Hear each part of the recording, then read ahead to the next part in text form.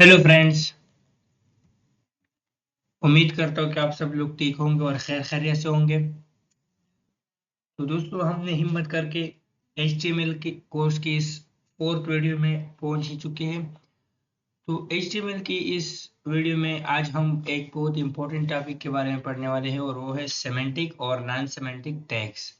Semantic और non semantic tags क्या होते हैं और इसके टाइप्स क्या है और इसके यूजेस क्या है। तो सबसे पहले हम सेमेंटिक टैग्स पढ़ेंगे। सेमेंटिक टैग्स से शुरू करेंगे। तो सिमेंटिक टैग्स वो टैग्स होते हैं जो ब्राउज़र को हमारे वेबसाइट की कंटेंट के बारे में बताते हैं। अब आप कहोगे कि इसका मतलब क्या है, मैं समझा देता हूँ। फॉर एग्जांपल हम एक टैग लिखते हैं, इमेज टैग। इमेज टैग एक सिमेंटिक टैग है। अब इस टैग में हम जो भी कंटेंट डालेंगे, कंटेंट का मतलब क्या है कि इसमें हम इमेज ही डालेंगे। इमेज टैग का कंटेंट जो है ये ब्राउज़र के लिए क्लियर है। ब्राउज़र को पता चल जाएगा कि इस टैग में इमेज है। फॉर एग्जांपल हम ये वाला टैग लिखते हैं, पी टैग। अब पी टैग में ये एक नॉन सेमेंटिक टैग है।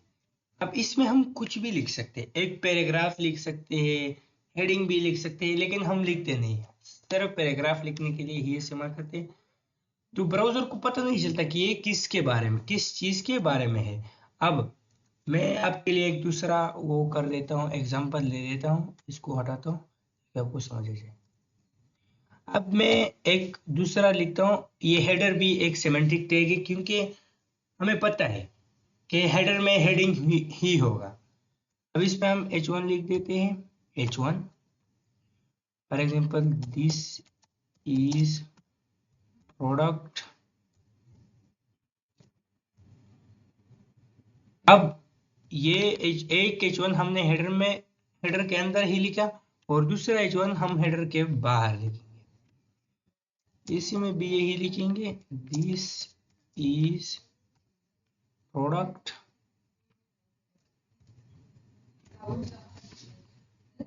अब इसको हम लाइव सर्वर में ओपन करते हैं।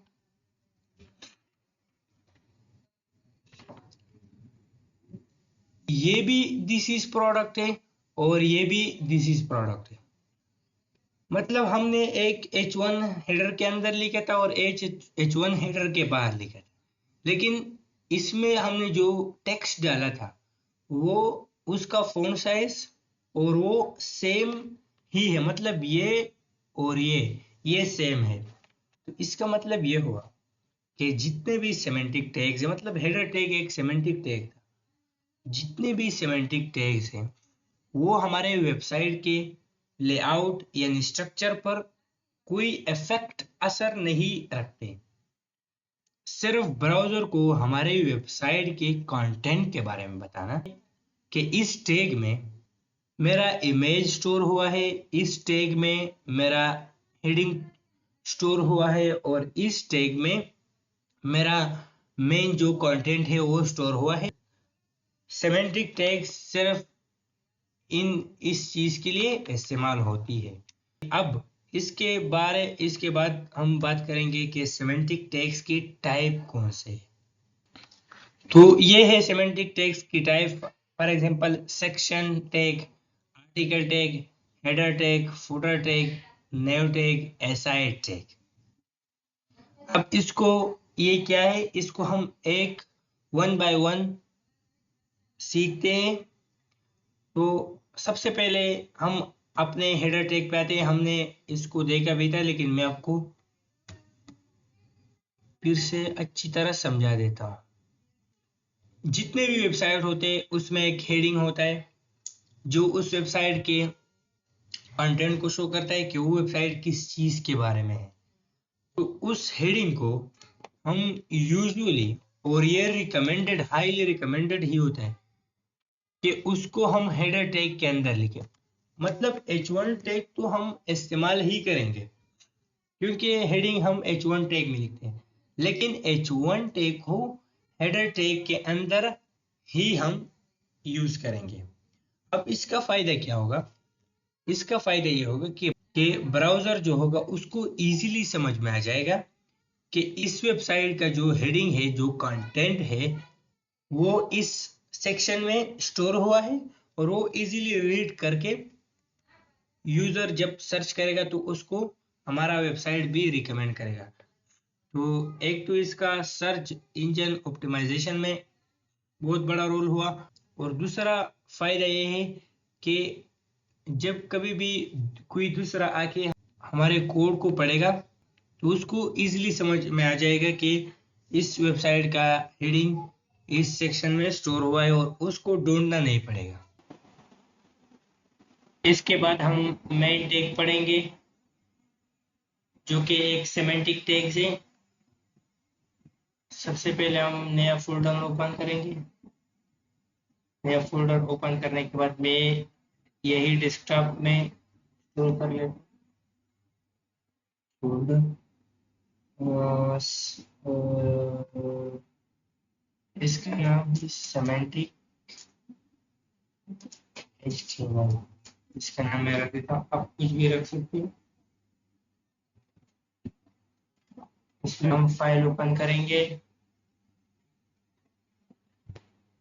वही नाम देंगे इंडेक्स डॉट HTML। ये हमारा ओपन। सबसे पहले बाइल अपलोड कोड जनरेट करेंगे।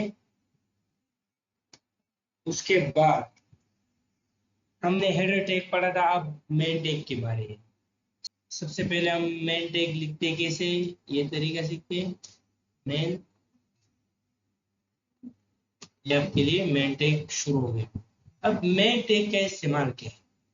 मेन टैग चूंकि एक सिमेंटिक टैग है, तो जिस तरह हेडर टैग ब्राउजर को हमारे कंटेंट के बारे में समझाता था कि इस टैग यानी हेडर टैग में हमारे वेबसाइट का हेडिंग पार्ट है, उसी तरह मेन टैग जो है ये हमारे ब्राउजर को समझाता है कि इस पार्ट में यानी इस टैग के अंदर हमारे वेबसाइट का मेन जो कंटेंट है वो स्टोर हुआ है। इन मेन टैग में हम दूसरे टैग शुरू करेंगे। फॉर एग्जांपल मैं इमेज डालना चाहता हूँ तो IMG, ये यहाँ पर इमेज डालेंगे इसी मेन टैग के अंदर, क्योंकि हमारे वेबसाइट का ये मेन पोर्शन होगा। और मैं एक लिंक भी डाल देता हूँ।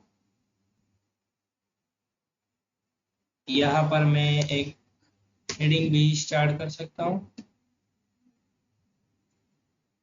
ये मैंने रेंडमली टेक्स्ट जनरेट किया। अब मेन टैग के अंदर हम आर्टिकल टैग, सेक्शन टैग और SI टैग पढ़ते हैं। अब इन तीनों को थोड़ा थोड़ा सा समझते हैं। सबसे पहले हम आर्टिकल टैग लेते हैं। सबसे पहले मैं आर्टिकल टैग लिखने का तरीका आपको सिखाता हूँ। आर्टिकल, यहाँ पर आपने ART जैसे ही लिखा या इस पर क्लिक करना है आर्टिकल, ये हमारे आर्टिकल टैग खुल गया। अब आर्टिकल टैग को एक्सप्लेन करने से पहले मैं आपको एक और चीज बताता हूँ, जो है MDN रेफरेंस या MDN डॉक्यूमेंटेशन। ये है क्या, ये VS कोड के साथ एक कनेक्टेड वेबसाइट आप कह सकते हो। ये आपको HTML के जितने भी टैग्स है उसके डिटेल प्रोवाइड करती है।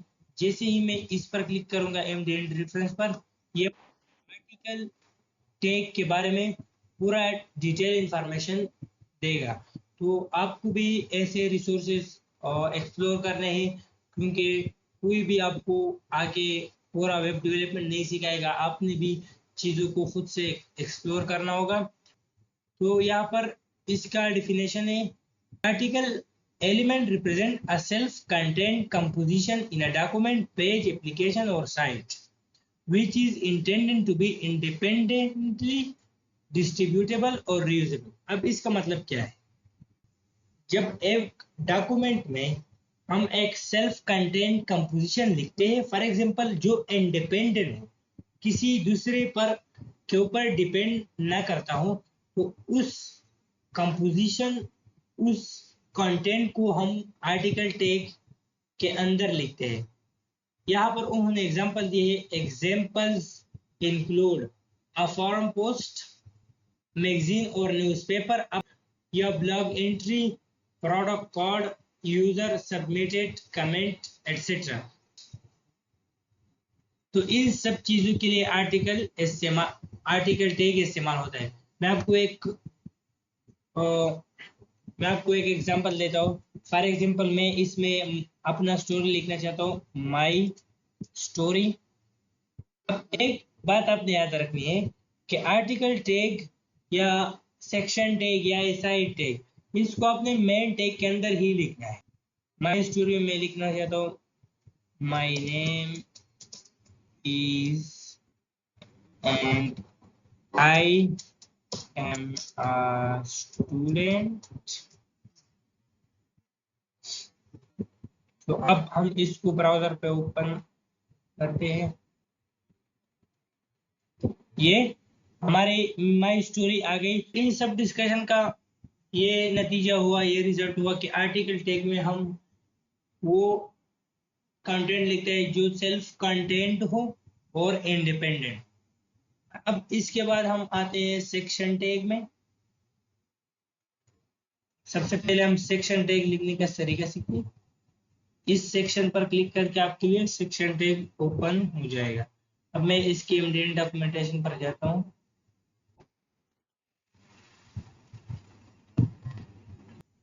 अब ये हम सेक्शन टैग के डॉक्यूमेंटेशन पर आ चुके हैं। तो इसका यहाँ पर डिफिनेशन है, the section element represent a generic stand alone section of a document. इस लाइन का मतलब क्या है कि सेक्शन टैग में हम वो एलिमेंट रिप्रेजेंट करते हैं जो स्टैंड अलोन सेक्शन है। मतलब क्या है स्टैंड अलोन का, जो इंडिपेंडेंट सेक्शन। एक डॉक्यूमेंट हम लिखते हैं, अब उसका एक इंडिपेंडेंट सेक्शन हम सेक्शन टैग में लिखते हैं। लेकिन मेन चीज जो नोटिस करने वाली है वो ये लाइन है, which doesn't have a more specific semantic element to represent it।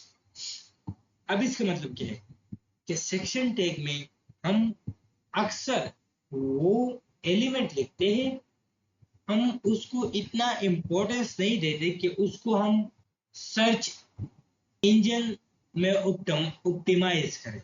मैं आपको इसका एग्जांपल देता हूं तो आपको समझ आ जाएगा। फॉर एग्जांपल हम हेडर टैग के अंदर लिखते हैं अपने वेबसाइट का heading. For example football shoes हम अपने वेबसाइट पर सेल करते हैं। तो जब कस्टमर फुटबॉल शूज के लिए सर्च करेगा तो ब्राउजर हमारे वेबसाइट के कंटेंट को समझकर यूजर को हमारा वेबसाइट रिकमेंड करेगा। तो वो तो हम हेडर में लिखते हैं, जो हम चाहते हैं कि ब्राउजर उसको इजीली समझ सके। लेकिन वो पार्ट जिसको हम इतना इंपॉर्टेंस नहीं दे रहे हैं वो सेक्शन टैग में हम लिखते हैं। फॉर एग्जांपल हम अपने डॉक्यूमेंट में चैप्टर्स हम लिखते हैं, चैप्टर 1 या चैप्टर 2, या हम अपने वेबसाइट में FAQs लिखते हैं। जो हमें पता है कि FAQs हमारे लिए इतने इंपॉर्टेंट नहीं होते क्योंकि हम इसमें हमारा मेन कंटेंट स्टोरी नहीं होता, तो इसलिए हम इसको सेक्शन टैग के अंदर ही लिखते हैं। अब इसके बाद हम SI टैग पढ़ेंगे। तो SI टैग में हम अपने वेबसाइट का वो कंटेंट लिखते हैं जो हमारे लिए तो नेसेसरी ना हो। हम नहीं चाहते कि वो डिस्प्ले करे लेकिन हमें डिस्प्ले करना पड़ता है। फॉर एग्जांपल किसी ने हमें अपना एड दिया तो उसको हम SI टैग के अंदर लिखेंगे। ऐसे फॉर एग्जांपल वीडियो। अब ये यहाँ पर हम उस एड का वीडियो बनाकर यहाँ पर डालेंगे। तो SI टैग में भी कंटेंट जब हम लिखे तो ब्राउजर को पता चलता है कि ये कंटेंट इतना इम्पोर्टेंट नहीं है, तो ब्राउजर उसको इग्नोर करता है। तो ये तो हो गए मेन टैग के अंदर जो टैग्स हम लिखते हैं। तो हमने मेन टैग और हेडर टैग पढ़ लिए। अब इसके बाद हम पढ़ेंगे फुटर टैग, जो एक सिमेंटिक टैग है। सबसे पहले हम फुटर टैग लिखने का तरीके सीखेंगे। FOOTR, इस पर हम क्लिक करेंगे तो ये हमारे लिए फुटर टैग आ गया। आप लोगों ने देखा होगा अक्सर वेबसाइट में कि वेबसाइट के लास्ट में बहुत सारे लिंक होते हैं, और कभी कभार वेबसाइट के आखिर हिस्से में ऑथर के बारे में होता है और उसका कॉन्टेक्ट नंबर होता है। फॉर एग्जांपल मैं यहाँ पर आता हूँ, इसके नीचे आता हूँ, ये इस वेबसाइट का फुटर पार्ट है, जिसके अंदर ये लिंक्स हमें दिए गए हैं। About, blog, carriers, advertise with us, product help, report and issue. और ये जो जितनी चीजें, website, privacy notice, cookies, legal, ये जो जितने भी चीजें हैं ना, वेबसाइट के मुतालिक जितने भी चीजें हैं, वो हम फुटर टैग के अंदर लिखते हैं। फॉर एग्जांपल मैं लिखता हूँ ऑथर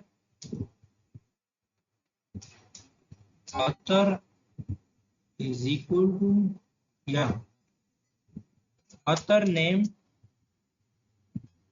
हैरी, और ये हमारे लिए ऑटोमेटिकली नेम टैग शुरू हो, ऑथर नेम हैरी, और कॉन्टेक्ट नंबर,